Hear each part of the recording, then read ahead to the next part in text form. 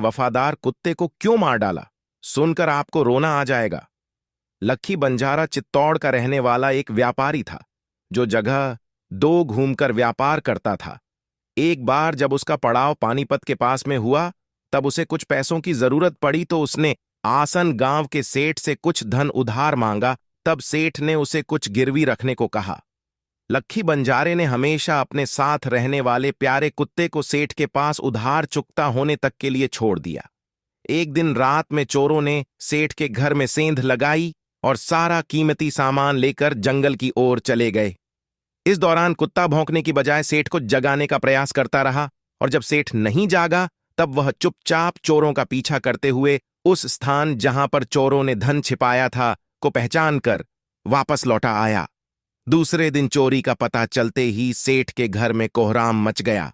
कुत्ता फिर सेठ की धोती को पकड़कर बाहर की तरफ खींचने लगा। किसी ने सेठ को कुत्ते के पीछे जाने की सलाह दी। कुत्ते ने सबको जंगल में ले जाकर धन वाले स्थान पर पंजा मारने लगा। लोगों ने जब उस जगह पर खुदाई करने पर सारा धन मिल गया। सारा धन प्राप्त होने पर सभी लोग कुत्ते की वफादारी और समझदारी की प्रशंसा करने लगे। सेठ ने कुत्ते के कारनामे से प्रसन्न होकर वहीं कुछ लिखकर उसके गले के पट्टे में कपड़े से बांधकर उसे मुक्त कर दिया। जब वह कुत्ता कई दिनों बाद लक्खी बंजारे के डेरे पर पहुंचा तो उसे वहां से भागकर आया समझ लक्खी बंजारा क्रोधित हो उठा कि तूने मेरी साख पर बट्टा लगा दिया। यह कहते हुए उसने अपनी बंदूक से उसे गोली मार दी।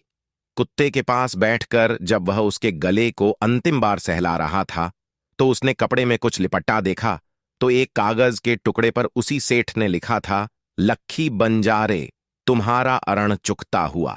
तब लक्खी बंजारा फूट फूट कर रोया।